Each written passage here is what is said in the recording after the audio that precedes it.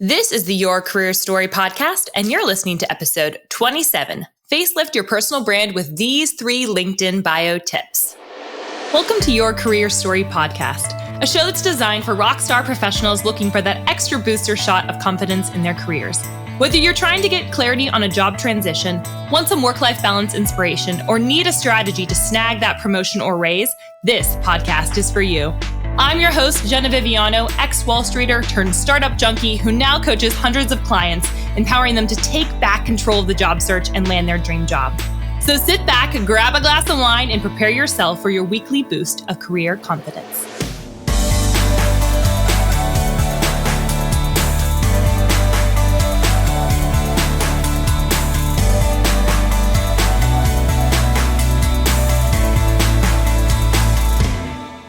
Welcome back, fam. At the time of this recording, I'm a little worse for wear. I gotta admit it. This past week has been super busy. I turned 30, which yay, entering into the 4th decade. I had my friends and family that were in town. It was super fun. And I had a bunch of podcasts that I was featured on go live, which let me tell you something. I did not prepare myself for the influx of what happened after that. So I was midway through this past week, I was a zombie. If you follow me on Instagram, you probably saw a video that Brent took of me. He said that he walked into my apartment and I had a glass of wine poured, hadn't taken a sip, but I was just sleeping on the couch, holding my water bottle. So I'm sure you've probably been there before. You've had a crazy week. Maybe your project was just finished and you were just zombie mode. And that was me last week. So I relate if that's been you. Hopefully this week gets a little bit easier, and for you as well, that you are not walking through the week like a zombie, but walking through the week like the confident career person I know that you are. So anyways, I realized through that whole experience, which I'm sure you probably had a moment of realization too, if that's ever happened to you, that, hey, probably need to take care of myself a little bit better. Like sleeping's kind of important. Eating well is kind of important.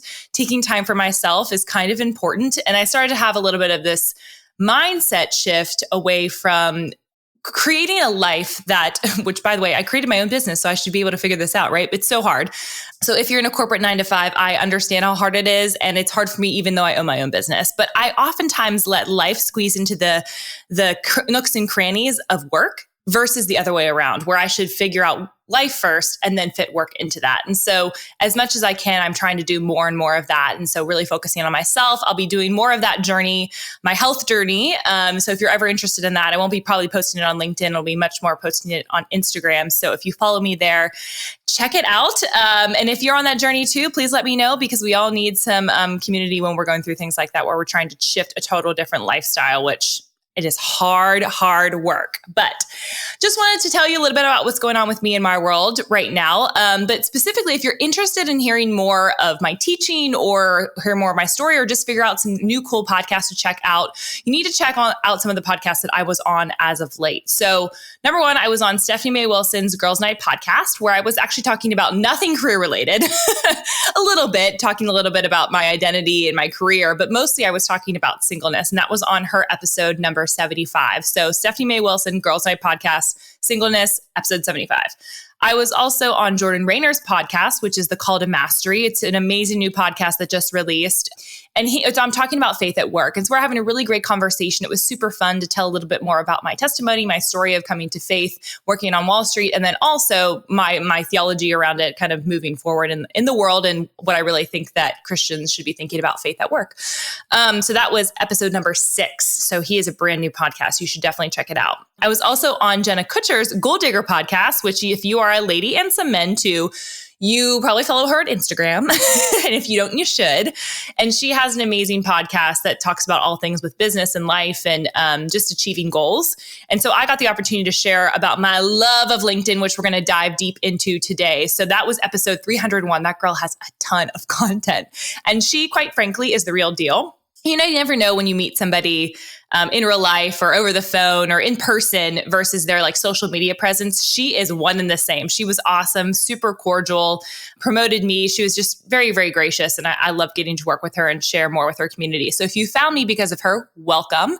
I'm so excited to have you here. And I'm actually going to be doing a podcast episode due to popular demand of how I got on her podcast in the first place, because she did not seek me out. I sought her out. And so I'll share a little bit in a couple episodes of how I did that. And then I was also on Ken Coleman, who is, if you're familiar with Dave Ramsey, the debt-free guy. He is one of Dave Ramsey's personalities. So Dave Ramsey has a couple of personalities. They actually live here in the Franklin area where I live. And so one of his personalities that's in the career sector is Ken Coleman. And he has a podcast called The Ken Coleman Show. And I talked a little bit about how I got to where I got to. So moving from Wall Street to having my side hustle to having my full-time job. So if you're interested in learning more about how to pivot in your career and want another career podcast, I would highly recommend checking out Ken's. I was on the How They Got There series. So just check that out on his podcast. Awesome. Now that we've done some housekeeping, what are we talking about today?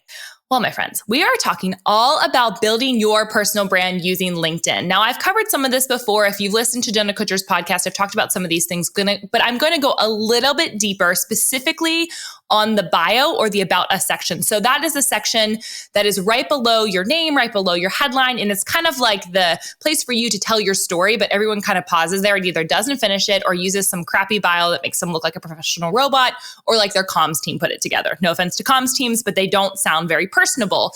And so I'm going to talk to you a little bit today about how to make sure that that personal brand shows through on that LinkedIn bio so that you can know that when a recruiter or a client, if you're a 9-to-5er or if you're an entrepreneur or a recruiter comes to your LinkedIn profile, they can see all of you, your personality, and what you're trying to position yourself to be. So in this episode, I'm going to dive into what a personal brand is in 2019. So we're going to define that.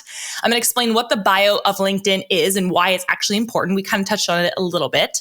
And then I'm going to give you 3 specific ways to write your LinkedIn bio, as well as some bonuses to make it easier on yourself. So I would recommend, this is one of those teaching workshop style podcast episodes where I would highly, highly recommend getting out a piece of paper or hopping onto your LinkedIn profile and doing it real time. I do not want you, I've said this before, I do not want you to consume content just to consume it. I want you to take action on it. I want you to tell me about that action that you're taking. It is so encouraging for me. I get emails all the time from people that are like, hey, I implemented this 1, 2, 3 thing that you recommended on your last podcast episode.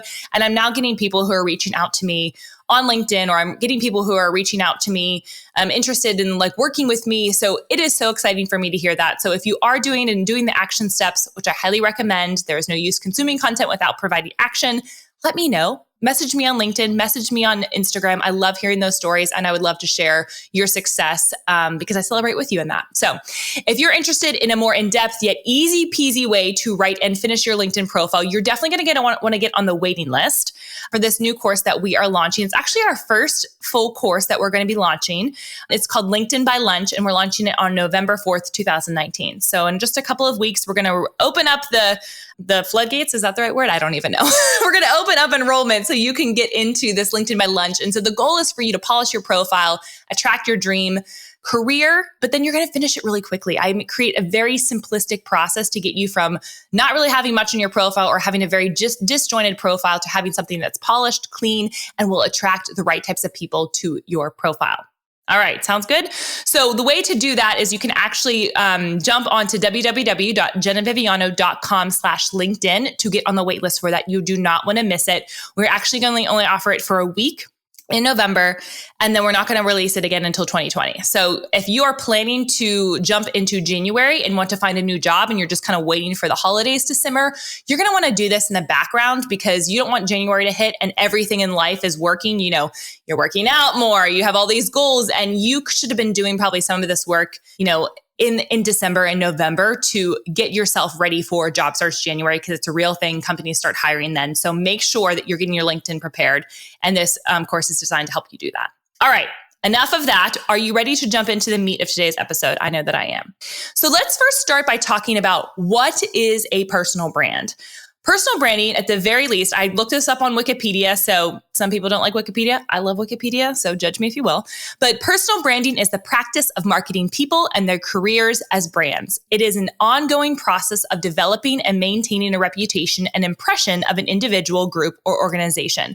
Some things I want to highlight from that definition. Ongoing process. So this is not just a one-time thing. This is an evolution. And why I think that's really helpful is because a lot of people will come to me and they're like, yeah, Jenna, but I don't know what my personal brand is now because I don't want to know what I want to do 5 years from now. To which I say, good. That means you're probably not stuck in this black and white mindset. Life changes, life evolves. If you marry yourself too much to one thing that you definitely want to do, you're going to be in for a rude awakening when that 5-year plan does not work. Have a 5-year plan, but be nimble. That's what I always say. So it gives us some flexibility when defining what our personal brand is today to show that it's okay if that evolves. My personal brand has evolved immensely over the years within my business, and I anticipate it's going to evolve more. What I want to be known for, what I want to have people come to me for advice for, I want people to hire me for is going to look different 5 years from now than what it looks like right now. So for you, I would really recommend not putting so much pressure on yourself to get it perfect. The personal brand feels like this big, huge thing that you have to get done. It's an evolutionary process. It does not have to be perfect right out the gate. And the other thing is that I love about personal branding is it really is taking a marketing approach to people's careers. When people ask me what I do for a living, I say I help brand people. Like some people help brand companies and brands, Coca-Cola, the big ones out there, right? I help brand people so that they, one, can see what they're gifted at and see what's valuable to an employer. But 2, helps them actually get in the door. I do not believe, I've said this before, that we have a talent problem in this country. I believe that we have a marketing problem where people just don't know how to talk about themselves. And I want to show you that you can celebrate yourself in a humble way. And we're going to talk a little bit about that today. Another way to look at your personal brand is kind of like your elevator pitch. So if you are in front of somebody and somebody asks you, who are you? Or tell me about yourself. Your personal brand is very synonymous to your elevator pitch. What do you have to offer? What makes you unique? Why are you doing what you're doing? It's all of those questions. So what makes you unique? Why are you doing what you're doing? And who you are, those 3 questions. So if you ever want to journal through those, I would highly recommend that. So I get a lot of questions of who needs to have a personal brand. I honestly think that everybody needs to have a personal brand, or rather everyone has a personal brand. It's just a matter of if you're managing or not. So whether you like it or not, you have a personal brand. You have a reputation that precedes you. You have things that people think about you. It's just a matter of if you want to cultivate that or not want to cultivate that. I highly recommend that if you want to advance in your career and you're a high achiever, and you probably are if you're listening to this podcast, then you need to cultivate your personal brand. You need to figure out who you are. You need to figure out what you're about. And when I say figure out who you are, I don't mean this like esoteric, very like, who am I in this whole world? What's my whole life purpose? Like there's some of that to that, but I don't want you to think it's this big woo-woo thing. It's like, what do you have of value? What do you want to do with your life and your career? You work 90,000 hours in your lifetime. What are you going to do? Right? Who are you? What are you about? So the people that need to definitely have them are people that are candidates. So if you're going through the job search process, or you're thinking about going through the job search process in the next 3 to 6 months, you need to start building your brand now. Do not wait till you're in between jobs and you have no foundation. Where a lot of people screw up, and if this is you, there is no shame to that. No one taught you this. But if you're in between jobs, it feels a little frustrating because it feels like it's almost a little bit too late to build that personal brand. Now, it's not impossible, but it's a lot easier if you start building that up before you actually need something. I said on Jenna Kutcher's podcast, and we're going to talk a little bit about networking, but eventually in some other podcast episodes, but don't network only when you need something. So don't build your personal brand only when you need a new job. You should be doing that, continually refining that. And it also makes you feel more fulfilled at work and keeps on giving you clarity and direction in your career, which we all want that, right? The second type of people that need a personal brand are people that are senior leaders at corporations. And there's a couple of reasons why I think that senior leaders, specifically CEOs, or people who want to be on the track to be a CEO, need to have a personal brand, is because it helps, especially with CEOs, it helps you do a couple of things. One, it helps you recruit, which we know is really important. Especially with that's the number one thing that most CEOs say. I think it was a Harvard Business Review. Don't quote me on that, but I think it was a Harvard Business Review article that I read that talked about how the number one challenge for CEOs is talent. And so, as I mentioned before, I think it's actually a marketing problem, not a talent problem. Some of it is talent, probably. They're also probably looking for unicorns. Can we get an amen behind that? But I think that CEOs, in order to attract the right people want to work for awesome leaders. And so if you're building this personal brand, ideally, I would like to say on LinkedIn, because I think that's the best place for it. You're cultivating this, you're showing what you are like, you're showing how you lead, you're showing what type of culture you are about. And I think that is super, super important. So I think it helps you recruit. I think it helps you with the bottom line too, if you're a CEO or a senior leader. It helps drive revenue, which obviously we know for a lot of for-profit organizations is a big motivator, is often the motivator, which for better or for worse, we can have, that's not this discussion today. But if you're trying to drive revenue, and that's important for your business, for the sustainability, for the shareholders, for whatever it looks like, having a personal brand is actually going to help with that. Because whether you like it or not, we can talk all about dissect the WeWork debacle that just went down. For those of you who don't know, Google WeWork CEO, and you'll see what a bad personal brand will do for your company. So let's just say having a good personal brand can only help your company. It can never hurt your company. So those are the two things that I think are really, really, really important. And then also, if you are a CEO, again, if you're ever looking to make a move, which let's be real, CEOs don't last very long, or any senior leaders, you typically will move from place to place most often when you get to that senior level of a position. It's very common. And so you need to be building your personal brand for the next endeavor that you do and take part in. So senior leaders at corporations are really important to have a personal brand internally and externally. Entrepreneurs, super important to have personal brands. So if you're listening to this and you are a 9-to-5er that maybe wants to go into a side hustle or work and, have a full-time position, kind of like I do, where I do work for myself full-time, been doing it for over 2 years now.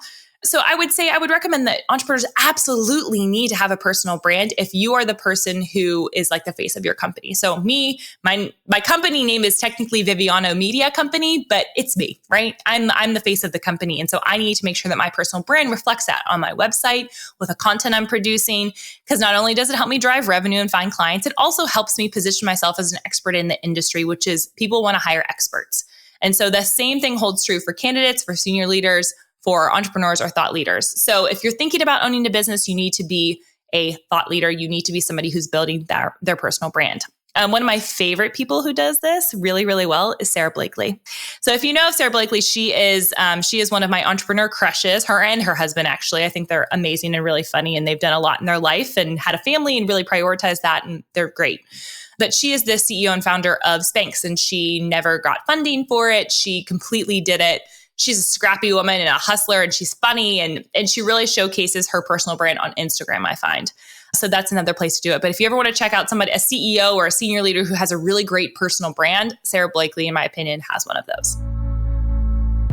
Have you been staring blankly at your LinkedIn profile? Are you finding that every time you hop onto LinkedIn, you're reminded of how incomplete your profile actually looks? You're probably overwhelmed with where to start. Or maybe you're just simply confused on how to use the dang site. Now, here's the problem with procrastinating on your LinkedIn profile. Your poorly thrown together profile is most likely keeping you from landing your dream job and networking like a boss. Yeah, we don't want that. Friend, it is time to get out of procrastination and launch forward into action. If you've been around for a while, you know I refuse to allow you to stay stuck. Things in your life won't start moving until you start moving. So I'm going to help a brother or sister out. I'm going to give you a jump start on crafting the perfect LinkedIn summary. That pesky About Me section at the top of your profile is about to get a lot easier. Just head on over to www.jennaviviano.com/summary to snag your free LinkedIn summary template. In this guide, I walk you through step by step how to write a LinkedIn summary that boosts your personal brand and impresses an employer. I even give you examples of real people who have killed the LinkedIn summary game. So jump to www.jennaviviano.com/summary to get out of procrastination and into LinkedIn profile action. So now that I've convinced you that you need to have a personal brand, what you need to do next is evaluate your current personal brand. Now, this might be a little bit painful. It might be a little bit uncomfortable, and you might not like it. But here's what I want to encourage you. Get and do the dirty work. The dirty work is so important. You got to do this hard work first before you do the tactical. Or I have a lot of people will just maybe scroll through this episode and they want to get to the quote unquote meat of the episode. This is the meat. You have to do this work before you start making changes on your profile, because if you don't get down to the why and the what and the how, or the why and the what and the who, the how won't even matter. Right? The how you get there, it's going to be null and void. I have a lot of people that will tell me, I want my resume and my LinkedIn done, but they have no idea what they want to do. Don't be that person. That's illogical. So right now, I want you to evaluate your personal brand. I want you to get out a piece of paper and I want you to ask yourself, what does Google say about you? So I want you to hop onto Google, type in your name and see what comes up. Is it stuff that you want to come up? Is it your Facebook profile? It should be your LinkedIn profile. And once your LinkedIn profile comes up, is it something that you actually like to see? Is it finished? Is it not finished? What shows up for you when you Google your name? I do this often. I do it quite frankly to see like what media hits I've gotten that no one told me about. But you should do it for your own personal brand and see what is being said about you, to see what's showing up. That's the first thing. The second thing is, what do your friends say about you? And so I actually, when I was transitioning from, when I was figuring out what I wanted to do for my side hustle, I started asking my friends, like, what do you think I'm really good at? It was an awkward question, but I really wanted to get my immediate group of circle of friends who didn't think that was weird for me to be asking. Just say, well, like, what do you think I'm good at? I'm trying to evaluate that in my life right now. Like, what do you think that I'm really good at? Ask your coworkers. And don't do it in a way that's like, I want to know what my personal brand is so I can move on to the next opportunity. It's just to understand, like, what do you think that I'm good at in the office? I'm really trying to understand what my strengths are. I'm really understanding where I need to improve. No one is going to tell you, unless they're an idiot, no one is going to tell you, hey, why are you asking those questions? That's really weird. No, they're going to think of you as somebody who is a high achiever, as somebody who's very conscientious of their career. So ask those questions to the people that work with you or your friends that know you really, really well, friends or family. And the third question I want you to ask are, what results are you able to produce? So I ask this question whenever I get people in my one-on-one program, Recruit the Employer, where it's one of the first things that we do is I have a document that I call the value that you bring. And I want you to understand, what do you want to do in your career? So first acknowledging those things, and then what value do you have to offer? So what are some of the things that you've been able to do for an organization? So if you're a salesperson, maybe you're able to produce a lot of revenue. Maybe you're a marketing person and you've been able to kill it with the marketing campaigns that have been able to produce viral videos. I don't know what it is for you. Maybe you're an accountant, and maybe the thing that you're able to do is you've been able to streamline processes. Maybe you're a consultant and you work for one of the big four, you work for IBM, or you work for some big company that has a consulting practice, and you've been able to help with change management. You've been able to produce results. What do those results look like, and how are you measured? Those are the things that are going to help make up your personal brand. So evaluate where you're currently at. What does Google say about you? What do your friends and family say about you or coworkers? And what results are you able to produce? And marrying those things together is going to help produce your personal brand. A couple of the things that make up your personal brand and how to think about it is knowing thyself, which is what we just kind of talked about. Like, what results are you able to produce? Knowing your audience. So who are you going to be speaking to? Is it you're a candidate and you're going to be trying to speak to a hiring manager or a recruiter? Are you an entrepreneur and you want to be speaking to a client? Or are you a senior leader who needs to be speaking to your team and or to, potential new opportunities? So know thyself, know thy audience, and having a consistent messaging throughout those things. Those two things with a consistent message equal up a personal brand. So knowing thyself is, what do you want to be known for? What are your passions? What are your values? What are your skills that you have? Some questions you can ask yourself are, what are you most knowledgeable about? What do you value? How is that different from your peers? So I ask this question a lot with a lot of my senior leaders who walk through my Recruit the Employer program, where I ask them, what is your management mantra? You lead a team. Like, if there's one thing that you would think that makes you different than other leaders out there, what would that be? And just naming that and claiming that really helps to discern what value you bring versus somebody else. It's showing you your uniqueness. You do a lot of those things in your workplace and you don't even realize you're doing it. Reflect on it. What value can you bring to a company? We talked about that already. It's another question you can ask. What have you been praised for? So think about maybe your reviews that you have every year, or every quarter, or things that your boss or your manager or coworkers have praised you for. Those are things that you should definitely be paying attention to. I'm not a huge fan of figuring out what your strengths and weaknesses are and focusing only on fixing your weaknesses. I'm actually a huge fan of looking at your strengths and weaknesses and seeing, are those weaknesses, do I need to have those weaknesses to do what I want to do? Do I need to improve them? If so, okay, work on them. But if not, focus on the things you're really good at and double down on those. Those are really, really important. And then where do you see your career 5 to 10 years from now? I know for myself, when I was trying to figure out what I wanted to do with my life, I knew I wanted to open up my own business, had no idea what I wanted to do with that. Did not know that it was going to be a career coaching business and I would launch a podcast. They didn't even exist or they did, but no one was really listening to them back in the day. So where do you want to see your career 5 to 10 years from now? That's knowing thyself and seeing where the direction of your personal brand is going to go. Knowing your audience, we talked a little bit about this. What are you using LinkedIn for? Are you using it to get clients? Are you using it in your 9-to-5 job to help build your personal brand? I have a client right now. She's amazing. She likes working where she's working. She's been working with me to help build that personal brand so she can be on different panels, to be seen as a thought leader in her space. She's a woman in tech, and she really finds that to be hugely valuable because she knows it's going to help her in future opportunities.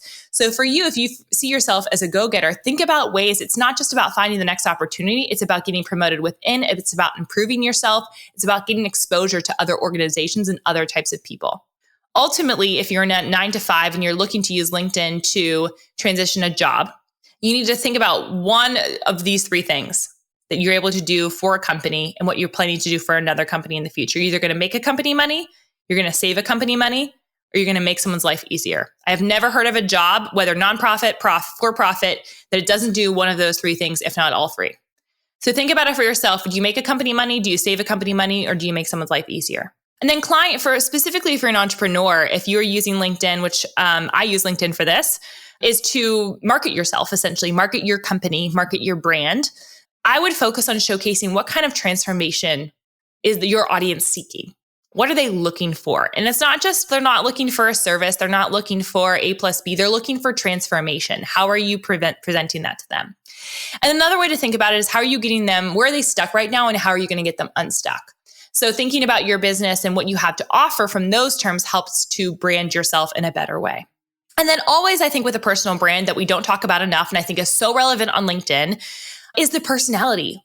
You need to insert your personality into your LinkedIn profile. I know people have told you to be a professional robot, and to be a professional, you need to talk like this and have, say thy and thou and whatever.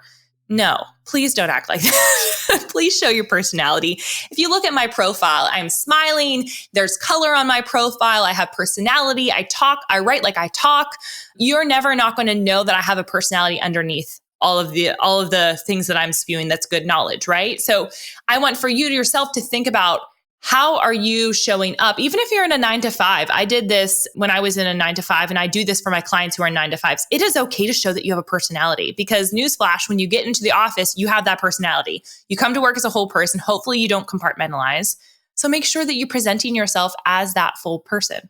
So showing personality in your personal brand also matters.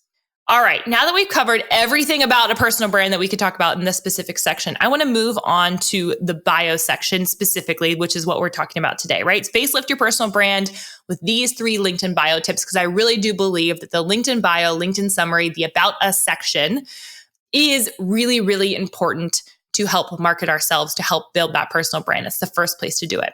So what is the bio section? Why is it important? I would really say there's a couple of different reasons. One, we just talked about it. It's the About Us section, the summary section. If you add that to your profile, it's going to be very easy to see. It's just the very first thing that shows up on your LinkedIn profile below your picture and your headline. But it's your opportunity to share your elevator pitch electronically. So you really can't do all of that on a resume, right? A resume is very two-dimensional. Your LinkedIn profile can be ebbing and flowing all the time. And it's your opportunity to share a little bit more, to be a little bit more succinct, to be little bit more clever than you can be on a resume, because it shows you in more of a 3D perspective than a 2D perspective. The other thing is LinkedIn is a huge search engine for recruiters. So 95% of recruiters are on LinkedIn. If you are not on LinkedIn and actively on LinkedIn, you're missing out, especially if you're looking for a job. LinkedIn is a massive search engine. So recruiters are searching for specific keywords, and your LinkedIn summary is just a place to dump that into, quite frankly. So make sure that you are using that LinkedIn summary and talking about what you do and what specialties and skills you have to offer, because that's an easy opportunity for you to get picked up in a search by a recruiter. And I really think that the bio section is aimed to do 3 things. It's to get somebody to pause on your profile. It's getting them to persuade them to reach out to you. And 3, it's to showcase your personality. Those 3 things: pause, persuade, and personality. So now you're probably thinking, okay, Jenna, I totally get it. I need to have a personal brand. The bio section is important. Now, how the heck do I write this thing? If you've ever tried it before, I've talked to a lot of people about this. One, they say, it's taking me hours. I really don't know what to write. I'm super frustrated. I'm worried I'm totally going to mess it up, or I'm worried that my employer is going to see it. I'm going to make it super, super simple for you. So first things first, from your employer standpoint, there is a feature on LinkedIn in the settings where you can create your settings so that you don't send updates to everybody. So just make sure that's turned off. If you just go to help sector within LinkedIn, it'll tell you how to turn that off so you're not alerting everybody that you're changing your profile. And here's the thing too, if you're worried about it, if people in your company are scouring your LinkedIn to see if you're potentially moving, it's probably a bad culture anyways. Because who has time for that, right? And who has time for that? So my recommendation is, if somebody ever confronts you about you updating your profile, saying I know that it's important to do. I've been listening to this podcast episode, and it doesn't even have to be mine. It could be somebody else's that's just talking about LinkedIn. It's just important for me to do that because I know it's going to help us get people in the door here to work with us, but it's also going to just showcase that we are a great company to work for. You could say that, or you could, if it's true, obviously you don't want to lie, but you could always say something that shows that you're just trying to build your personal brand because you know it's important over the long haul. And if somebody has a problem with that, then I just don't have any patience for that. So I totally get that fear, but there is ways that you can make sure that nobody sees that you're making these updates unless they're literally scouring it. And then who has time for that, right? So let's talk a little bit of giving you some easy, actionable tips to writing your LinkedIn summary. Now, I'm going to tell you right now, we have a freebie that's available for you that shows you examples of LinkedIn summaries that work really well, different styles of it. You can kind of copy how they're doing it because it works. And so if you want to check that out, just go to www.jennaviviano.com/summary. And that's where you can download that free guide on how to write your LinkedIn summary. Again, there's going to be a more in-depth study on that in the LinkedIn course that's going to be going live in November. But let's talk about just some basics about the LinkedIn profile and the LinkedIn bio section specifically. Number one, creating a structure makes it so much easier for the reader to follow your profile. So the first things first is create a structure in your bio and tell a story. Structure is so important. It's important. It's how I produce lots of my podcast episodes. It's how you should write blog posts. It's how you should create your resume. It's how you should create your LinkedIn profile. Structure helps. It's helpful even when you're in interviews, right? Structure in interviews is so helpful. So specifically with the bio, I want you to think about what story can you tell that's unique? What's different about you? That's the first thing. It's something to catch their attention. Again, you want them to pause, right? Pause in your profile. So a story that's relevant to your career, that's relevant to your career story. The second thing you want to include is key accomplishments. So I love highlighting key accomplishments at the very top. Pick 3. I love the rule of 3. Pick 3 accomplishments that you're really proud of in your career. It can be something from 10 years ago, 5 years ago, but you better have something from the past year or 2. The third thing is industries that you've worked in. So maybe you've worked in finance, or maybe you've worked in consulting, but you've worked in aviation, supply chain management, and I don't even know, finance, something, tech. I'm making things up. You get it. Highlight the industries that you've worked in. Also highlight the specialties or skills. In that downloadable, in the LinkedIn summary guide, you're going to see some examples of how people have done that. And what I love about including specialties is it's like, here's your opportunity to include all the buzzwords that could potentially be searched for the specific roles that you're trying to apply for. Like that is your opportunity to really showcase what specialties you have and what you have to offer to a company and what your skills are. And the last piece is, because I believe people are whole people, is what do you do outside of the office? I get a lot of pushback from clients on this. And I get that. I get why people maybe don't want to showcase what they're doing outside the office. But I really believe that that's where people can anchor to in a conversation if you get on the phone with them. So to give you an example, when I was going through the application process, I was in, super days when I was working in investment banking. So that's with a lot of people all in one day interviewing one right after the other. I had interests on my resume. And I showcased some things that I was just interested in. Everybody asked me about this one specific interest that they wanted to know more about. When I moved on to the New York Stock Exchange, my boss, I remember, asked me about, you were in musical theater as a kid. Talk to me about that. Like, what did you do there? Turns out his daughter was in musical theater, and we talked about that, and it was really fun. So having those personal aspects actually humanizes you. It does not deter from your professionalism. It humanizes you. And by the way, we work with humans. It's called human resources for a reason. So don't be scared to put something about what you do outside the office, what your hobbies are, what you enjoy doing. I highly recommend it. It shows that you're somebody that someone might want to work with, because that's important nowadays. So some ways to think about the stories and think about how to structure those. It could be, are there specific phrases that you use at work all the time? Are there mantras that you live by if you're a manager? We talked about that before. How did you get to where you are? Maybe that's a story that you want to tell. And if you could distill your career down to one simple sentence, what would that be? So I'll give you an example of one that we produced for a client of mine. And this person was in marketing and branding and had done a lot of really impressive things in their career. And so we started off their LinkedIn summary like this: part strategic thinker, part creative change agent, win-win problem solver, straight talking, empathetic leader, an advertising executive with 13 plus years of results-focused experience, including launching and branding an agency from the ground up, international media sales, and partnering with small, mid, and Fortune 500 companies globally. So that was just a snippet of the very first things that we led with, right? The person wanted to showcase that they were strategic, they were creative, that they were a problem solver, that they were an empathetic leader. They wanted to showcase those things And so we highlighted those things at the very beginning. Here's another example of another person who was also actually in marketing, ironically, not intentional. I did not mean to do that. And we actually started off with a phrase that he uses often in his career and often with his team. And this is how his summary started. I eat last, and that was in quotations. Throughout my 25 plus years in marketing, communications, and media, I've adopted this servant leader mindset. When it comes to guiding and cultivating my team, their needs, dreams, and goals come before my own. My sweet spot? Empowering high-performing teams to help reinvigorate underperforming brands and increase revenue with integrated marketing strategies. That's impressive, right? It shows what he acts as a leader. It gives a story about how he's a leader. It shows that how he performs really, really well and how he is able to provide value for a company.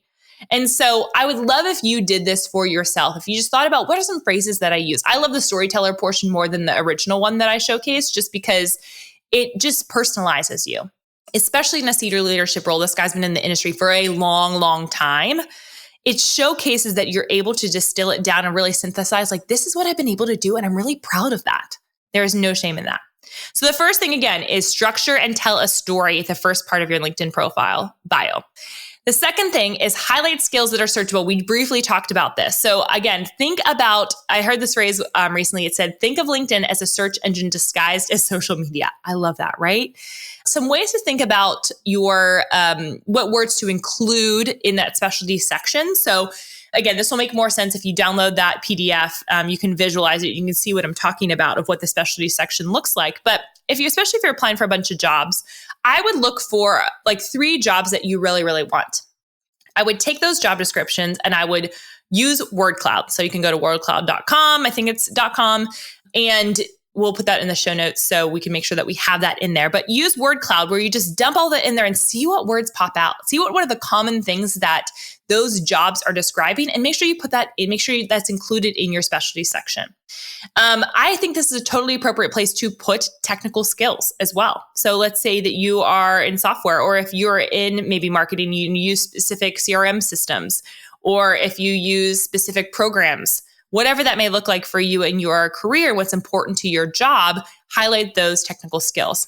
It's also, I think, an appropriate place to put industry-related jargon. So if there's things that are relevant to your industry that maybe no one else really cares about, but if a recruiter puts it in, you're going to pop up. So I think that's also a totally appropriate place to put industry-related jargon. And be as specific as you can, and by looping back to the job description. So I talk about this with my clients of how to read a job description. It seems rudimentary. It seems simple, but most of y'all don't know how to do it. And so reading the job description, you should really be thinking about, what's the main idea of this role? What's the return on investment this employer is expecting to receive out of me? What is some things that I really feel like they need to know about the person who's applying for this role? Like, what do they have to be really good at, the person that they're going to hire? And then how do I fit into that?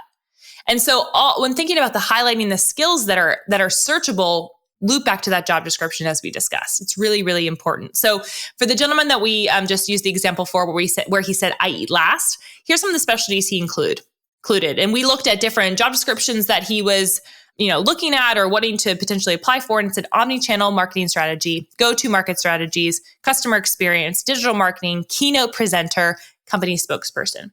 So those were some things that were really important in the jobs that he was looking at. All right, number 3. So that was number 1 was making sure that you have a structure and tell a story. Number 2 was highlighting skills that are searchable. And number 3 is be a whole person. So here's why I actually recommend writing in first person. I do not recommend writing in first person on your resume. I think it's appropriate to have on your LinkedIn profile. Share what you like to do outside of the office.